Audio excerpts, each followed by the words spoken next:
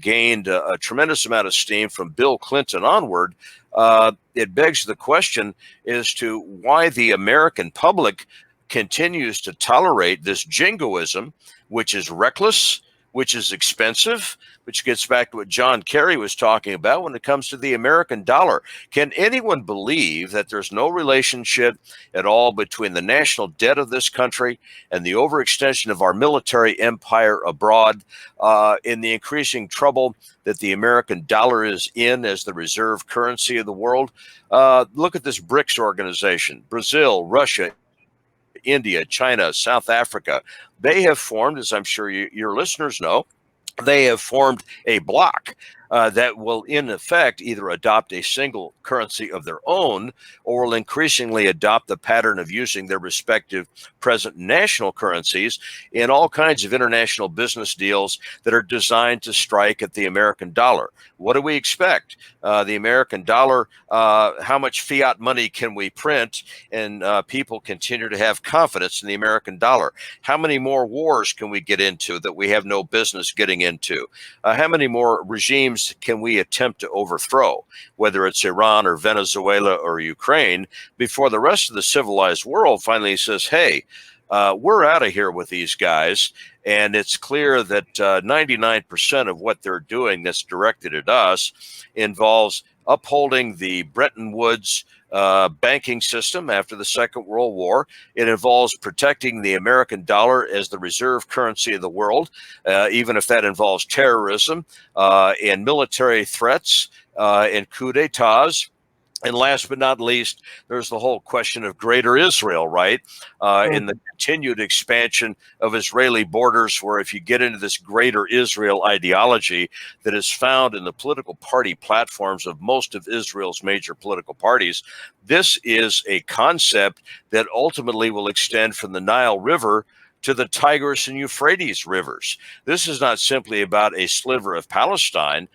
This is about Israel hijacking the rest of Jerusalem, which Donald Trump has enabled them to do. This is about Israel continuing to build illegal settlements in the so-called occupied territories. This is about Israel having major designs on much of Lebanon and working their way eastward into Syria, into Iraq, and so forth and so on, with the idea in mind that perhaps the strongest regional military power that would oppose them is Iran, hence the need to utilize Donald Trump and his neocons and Joe Biden and Kamala Harris's neocons and Hillary Clinton's neocons to get rid of the present regime in Iran and to reinstall something akin to Shah Mohammad Reza Pahlavi, who was very compliant with American interests from 1953 up to the time of his own overthrow in 1979. So this is all what's going on here geopolitically. And what's really sad is that the American public, people of goodwill across the political spectrum, from left to right, are largely being cheated out of a real close look at what it is that their political elite is doing and has been doing for a number of presidential administrations that is bankrupting this country, not simply financially, but morally and politically. That's going to get more and more of our young people killed in these worthless wars, and where there will be absolutely no end to it in sight, apparently, even as the major media consortiums in this country, ranging from CNN to Fox, right, supposedly opponents of one another's political views. But when it comes to this whole business of supporting these discretionary wars for all of the usual reasons, this is where there seems to be very little difference between Wolf Blitzer and somebody like Sean Hannity of Fox News. And that's why people have to turn to outlets like yours to find anyone of any political persuasion who can talk about these issues and have his or her own views subjected to some degree of analysis. This is where we're all being dangerously cheated in this sickening political process in this country, which has degenerated into this snowball throwing and rock throwing on Twitter and Facebook, and where these 30-second sound bites in the garbage that both Biden and Trump's trolls are putting out there on Twitter. It's revolting. I mean, it's not only revolting and sad. It's dangerous because of the people that continue leading us in the wrong direction, regardless of which political party controls what administration. Now, I'm going to get back and play the rest of this, about a minute and a half of this, but don't forget Obama and his neocons too, because he did a lot of things that most people brush over. Libya. Yeah. And bombing 7 Islamic countries, right, to win the Nobel Prize. I Right. don't mean to interrupt you, Mohammed, but the Babylon Bee had a pretty good jibe the other day when it said that, these people that were suggesting that Trump should win the Nobel Prize because of this obvious election year political agreement between the United Arab Emirates and Israel over Palestine. I mean, this is not only laughable, but when it was suggested by some of Trump's key supporters that he should win the Nobel Prize, the Babylon Bee, the excellent Christian satirical outlet, posted that Trump should not be considered for the Nobel Prize because he hadn't engaged in enough drone strikes yet. Well, we're going to hear what he has to say. What John Kerry has to say about. He's going to finish it up, and in his talk, in this 3-minute thing, he sums up everything that he is warning America not to do because it will lead up to X, Y, and Z. And everything that he warned, Trump threw it out the window and did it. And now we're looking at the dollar being rejected around the world. So I want you to finish listening to what he has to say. Then we'll bring Rashid in for a question. Good. Listen to that part again.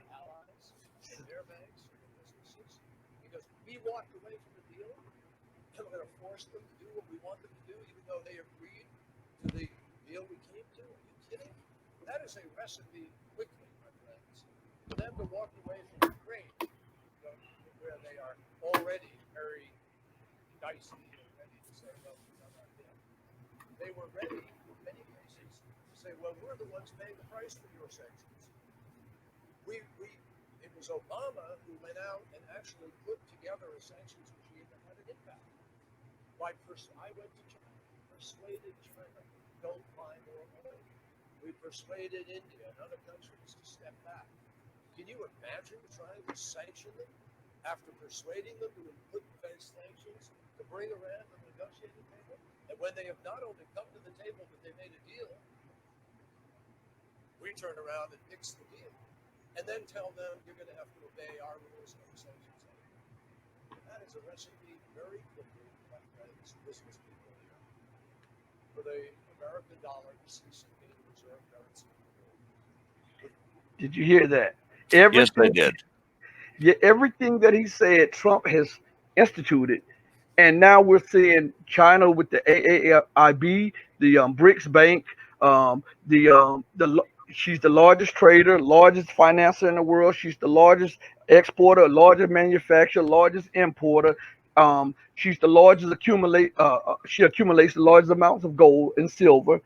She's opened up her own Shanghai gold exchange. She is trading with about 50 or 60 countries in national currencies. Plus, she is also Africa's largest trading partner, and she has now become the ASEAN organization's largest trading partner, and they are using the yuan to transact trade. On that note, could you, before Rashid comes in, could you build on that? Well, I'd simply that you're exactly right in every single one of those points. And the striking thing to me is how is it that when you have people like John Kerry saying many of the same things that Ron Paul, David Stockman, and Pat Buchanan are saying in various areas of the Republican right, there's a large amount of agreement on this. So how is it that we end up with people like Biden and Trump as the nominees of the respective major parties? This is the part about this that is so disturbing to me. The other aspect about this, and I think Senator Kerry was very articulate in talking of this, it's not simply the fact that we have a neoconservative cabal tied up with the central banking community and tied up with the Israeli lobby that mistakenly believes that coercion and force and threat are going to work in perpetuity as national political policy. But the same government with these same people that is engaging in all these coercive acts and all of this threatening of Iran, Putin's Russia, the Chinese, the Venezuelans, the Libyans, and the Syrians, and so forth and so on, is the same government that in the last 20 years has erected a domestic American surveillance and police state, the likes of which the average American cannot even comprehend.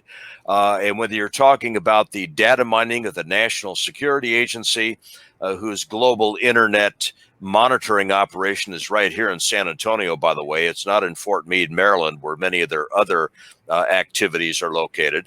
But whether you're talking about the NSA's data mining of the average American citizen without warrants, whether you're talking about the ability of governments to use mainstream telecommunications players to engage in roving wiretaps of American citizens without warrants, or you're talking about classic one, the federal government actually using the ADL, the Anti-Defamation League of B'nai B'rith, to create political profiles of Americans from left to right who don't support these policies. And so, in essence, whether you're on the Red Pill Diaries or Press Television, whether you're talking to Sputnik International, whether you're writing for publications on the American right, the anti-Zionist, anti-neocon American right, like the American Free Press, or whether you're looking at some of these outlets on the left that print and publish a lot of very good material, frankly. The World Socialist website, WSWS, I think it is, WSWS.org. They publish a lot of things. Yeah, that I frankly agree with. But the point is that all of us in particular who are involved in these things are at increasing risk of being marginalized professionally, personally, and financially, and even putting our families at risk for some of the things that we're doing that are a part of our Bill of Rights. We have the right in this country to engage in this kind of discourse, this kind of free speech, this kind of going around mainstream media to talk about some real issues. And yet, what are we now seeing? An unprecedented move by the federal government of this country and the intelligence agencies of this country to work with Twitter, to work with Facebook, to work with YouTube and Google and so forth and so on, to absolutely eradicate any political perspective, whether it's left, center, or right, that begins to delve more deeply into what it is that has happened in this country, not simply in foreign policy in the last 20 years especially, but what has happened in, again, what is, I believe, the most dangerous advancement in a domestic surveillance and police state in this country that has ever occurred in my lifetime. The technology behind this is unprecedented. The malice of the American political elite in wanting to employ it against average people who speak out on these issues or who write about these issues in order to preserve their own power is really scary. So, I mean, who knows who's watching us tonight? I've been at this for about 20 years, first in that third-party Senate race in Delaware in 2000, but then from 2001 onward with some of the kind of commentary that I've been doing in responsible alt-right media or with foreign media that has had many people ranging from Donald Trump to Hillary Clinton to Joe Biden casting an eye over such people as myself. I'll just give you one example of this. A journalist in this country by the name of Kenneth R. Timmerman, who has been alleged to have had links to the Israeli Mossad. These are things that have been told to me by two people who are household retired names in the Central Intelligence Agency. Kenneth R. Timmerman was working with my old friend Howard Phillips of the Conservative Caucus to do something with the Richard Mellon Scaife Accuracy in Media outlet to paint Congressman Ron Paul and me as tools and as virtual agents of the Islamic Republic of Iran regime for appearing in things like press television to tell the American people what's really going on with their government on many of the same kinds of issues that even a John Kerry has spoken out on.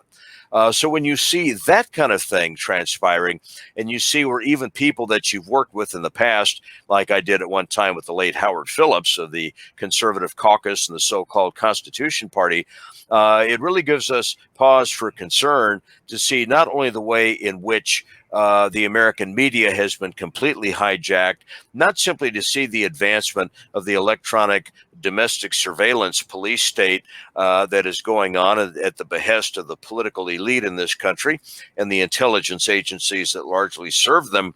But look at how many of these third-party movements, ranging from the Constitution Party and the Tea Party on the right, to some of the movements on the left, like Occupy Wall Street, for example, where it is known that from time to time, those groups who've had some very fine people connected with them have been infiltrated by people who bear every evidence of working for the other side. I'll mention one example of this: Gareth Porter, who's a well-known anti-war columnist. You'll see him at antiwar.com. A lot of major media outlets around the world run him. You check out Gareth Porter sometime with the New Horizons conference in Iran a few years ago, and Porter returning from that conference only to have his ties to the ADL revealed when he said a series of things about that conference and its organizers and some of the people who were there that indicate that he'd been playing both sides against the middle the entire time. This is the kind of political landscape that we live in. And the average American who is, say, watching this vice presidential debate tonight, or who will watch the next Trump-Biden quote-unquote debate, is largely being deprived at a look at what's really going on here. Okay. Rashid, do you have a question that you would like to ask? It's really got something to be said that you got to go to press TV to get to the American public. Exactly. You got to go over there to get what you got to tell to the American public because you shut out over here. But exactly. But yes. But going back to that, what is the end game of this cabal to attack Iran? Now, Iran is not like beating up Palestine or something. Exactly. Remember, the IRGC is the one who taught Hezbollah. Exactly. And what is exactly. The purpose of that? It would be what like is the purpose of that? How many of your viewers, not to mention you guys, believe that I, at any time in my life, much less at the age of 65, could walk into a bar where Mike Tyson and 3 or 4 guys that are involved in the Ultimate Fighting Championship are all having a beer, and that I would insult all of these guys with racial epithets and so forth and come out on top in a fight with them, right? Right. I mean, let's just be, I mean, I would last, what, 10 seconds, 5 seconds, you know. And here we have an American political and national security establishment that has been floundering in Iraq, floundering in Afghanistan, that has screwed up Libya and Syria, and that has had their Israeli partners opposed very well by Hezbollah, especially from about 2006 onward. Who can look at the quicksand that the American military establishment finds themselves in these conflicts, with the meter still running in terms of borrowed money, expenditures, national debt, and casualties on all sides? Who can believe that even in a one-on-one between the United States and Iran, that we would emerge out of that conflict in some cakewalk situation, to quote Kenneth Edelman from the time when we first invaded Iraq? This is utterly ridiculous. Iran is a first-rate regional power in the Middle East, but if we intervene against Iran militarily for absolutely no legitimate reason, other than the fact that the Israeli lobby wants it, do we really expect Putin to do nothing? What if Putin comes into in this thing China. as he already has in Syria? Yeah, the Chinese, right? Maybe the Chinese don't even have to invade or to get involved militarily to say, now's the time to dump all of this American debt that we hold on the open market, right? And kiss the dollar completely bye-bye. And it gets right back to what Dr. Paul Craig Roberts has said, the former Undersecretary of the Treasury in the Reagan administration, who's written a lot of things that people like you and I would agree with. It is Dr. Roberts who has said, hey, this kind of empirical overreach only stops when the empire runs out of men and runs out of money.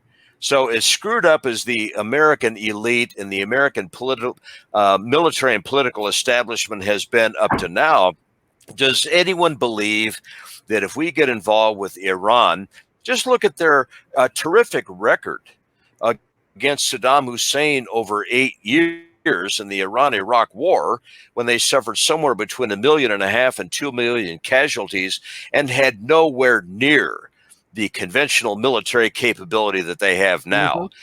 In this particular situation, you add a very credible Iran to this militarily. You add an Iran that is absolutely outraged over this criminal Soleimani assassination. And then the Russians and the Chinese, of course, are the real wild cards in all of this in terms of what they might choose to do. Does anyone believe?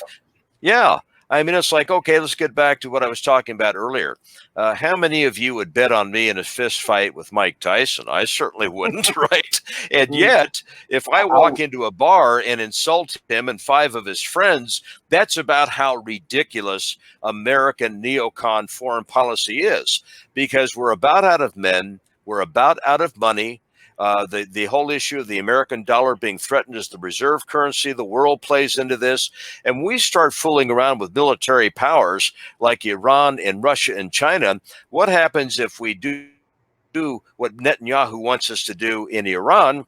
And not only does Putin become involved militarily, but you have a situation where the Chinese not only dump American debt on the open market, but it's about that time that the Chinese decide to engage in some actions in the South China Sea and against us over Taiwan that they've been holding back on up to now. Does anyone really believe that the United States could withstand that kind of a unified challenge? I certainly don't. And frankly, we speaking not of you guys or me, but we speaking of the American political elite, they're asking the rest of us to be willing to get our butts kicked for their interest, which in the end will not even be their interest, because these are powerful political and demographic and social and religious and economic forces aligned against us. This is not the American unipolar world that it was right after World War II. And these guys like Pompeo and Nikki Haley and John Bolton and Trump and Biden and Clinton and all these other people, they better grasp this very quickly before it's too late for a lot of people. And don't forget the other element that comes into play, that if they attack Iran, then the whole region goes up. From North Africa to the Middle East, the whole region goes up in flames. And this is something that is not being talked about in the mainstream media. And a lot on alternative media, they're turning their head to it too. And we're seeing that there's more muscle flexing militarily between Iran and America. There's more muscle flexing between America and Russia. There's more muscle flexing between America and China. And then there's also economic flexing with America sanctioning China and the main reason that she's sanctioning TikTok and WeChat is because they're losing economic dominance and supremacy over them. And it is on top of that, they've lost manufacturing dominance. They've lost export dominance, import dominance. They've lost all of the levers. Let's get into a war with a country that presently has all of our pharmaceutical manufacturing plants there, right? This is terrific thinking. And a country that manufactures 93% of the military equipment. Exactly. Even your uniforms. Yeah. Exactly. You look up sometime, guys. This is a dated case. It goes back a number of years ago to something that the Washington Times published. I don't remember how many years ago, 20 years ago. A company called Magna Quench that at one time was based in Valparaiso, Indiana, which is home to Valparaiso University, the largest Lutheran university in the United States. It's about 3 hours west of Notre Dame on US 30 on the highway. I graduated from Valparaiso, but MagnaQuench some years ago boarded things up in Valparaiso, Indiana, and went to China. It was pointed out at the time, years ago, by the Washington Times that this MagnaQuench company was involved in all kinds of things involving processors and magnets and various types of things that are very much critical to manufacturing weapons for the Defense Department. And this is sitting in China. And I remember reading this about 20 years ago and going, this is absolutely nuts.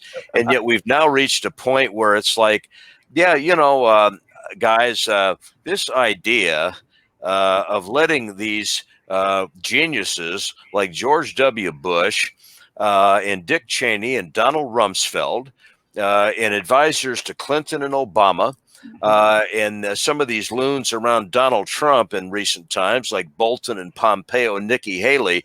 Yeah, this is with everything else that's happened since 9/11.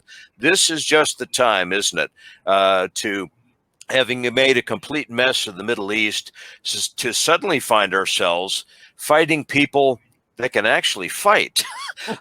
So in this regard, you guys are on the same wavelength as I am, looking at this going, who can think this stuff up? This is lunacy. I heard one analyst said the IRGC is Hezbollah on steroids, and they want to go fight these guys. And then all of them are chicken hawks. None of them went to war, but they can send everybody else to war. Exactly. What's ironic about what we were talking about with China and the United States is that on one campaign trail event that Trump was doing, he had the big American flag behind him. And it came out that he was bashing China, and it came out that it was manufactured in China. Exactly. So you're looking at this stuff, and it's just beyond belief. A classic example of how these guys can erase historical memory and turn on a dime. Back 40 some odd years ago, in the last 5 years, especially of the Pahlavi regime in Iran, there was an organization, and it's still around, by the way, very much around, called the Mujahideen-e-Khalq, or the People's Holy Warriors, the so-called MEK-MKO. They assassinated a series of American military officers and American defense contractors in that country at that time. They proclaimed themselves to be an Islamic Marxist organization. There have been all sorts of articles about them over many, many years, including the Rand Corporation report that talks about the fact that they're also a religious cult where the Rajavi couple that runs it, Miriam and Masood Rajavi, that run the thing. Like an authoritarian cult that's involved in mind control and controlling every aspect of their members' lives. Well, their headquarters is now based in Albania. Now, these folks who at one time were attempting to overthrow the Pahlavi regime in Iran, which of course was backed by the CIA and the Mossad, they later became involved in doing the bidding of the CIA and the Mossad in working with Saddam Hussein during the Iran-Iraq War when Saddam Hussein started this war with the Ayatollah's regime at the urging and behest of the United States and Israel, and probably secretly Saudi. Certainly Britain was involved in this. And now, of course, all these years later, the MEK has not only murdered at least 17,000 Iranians in Iran since the mullahs booted them out of Iran at the conclusion of the revolution, but they were involved in bombing the Iranian Majlis and murdering a Iranian Majlis speaker by the name of Ali Beheshti. They're now based in Albania. They are engaged in major computer trolling from their headquarters outside of Tirana for the CIA and the Mossad. And even Newsweek magazine concedes that the MEK in all likelihood was the outfit used by the United States CIA and the Israeli Mossad in the assassinations of these Iranian scientists in Tehran and some of these other acts of terrorism that we continue to read about from time to time that take place either in Tehran itself or along the southwest Iranian coast and some of these provinces like Khuzestan province and so forth and so on. Well, now, of course, these same people who were involved in all of this terrorism against the United States years ago, these are now people who have been posing in photo ops with the late John McCain, Senator John Cornyn, the Republican senator here in Texas. These are people who the Rajavis have been in photo opportunities with Bolton and Pompeo, in Rudy Giuliani and so forth. And one of the most amazing aspects of this to me is that when the Mujahideen-e-Khalq was in the process of being delisted by the State Department as a terrorist organization, before the delisting, the MEK was funneling money from the Saudis and the Israelis and from interested parties in this country, funneling monies to all of these American politicians in both parties, including people like Tom Ridge, our first Homeland Security Director, right, in Pennsylvania, before the MEK had been delisted. And henceforth, you have people like Tom Ridge and Ed Rendell and John Cornyn and so forth taking money from an organization that was officially designated by the United States government State Department as a terrorist organization. These guys were all committing acts in violation of American anti-terrorist legislation, but allowed to freely do so. Look at the New York Times list of who was receiving all of this money. These are now the people that the neocons in both of the major political parties ought to comprise the future political leadership of Iran after the present regime is disposed of, when in fact this terrorist organization has a blood-stained history. These people are a so-called Islamic Marxist cult. They have engaged in acts of terrorism against people of different political backgrounds and persuasions that is just absolutely beyond belief. They have virtually no support among Iranians who actually live in that country. And yet our government and the Israelis are planning on installing these people to run the Iranian government after they get rid of the mullahs. I mean, this is just how crazy this stuff is. Well, that goes back to the Mujahideen of Afghanistan. When Sure. if you look at the Rambo movies, at the end of the Rambo movies, they thanked Osama bin Laden and the Taliban after it's in the credits. Charlie Wilson's war, right? Yeah. And now they're terrorists.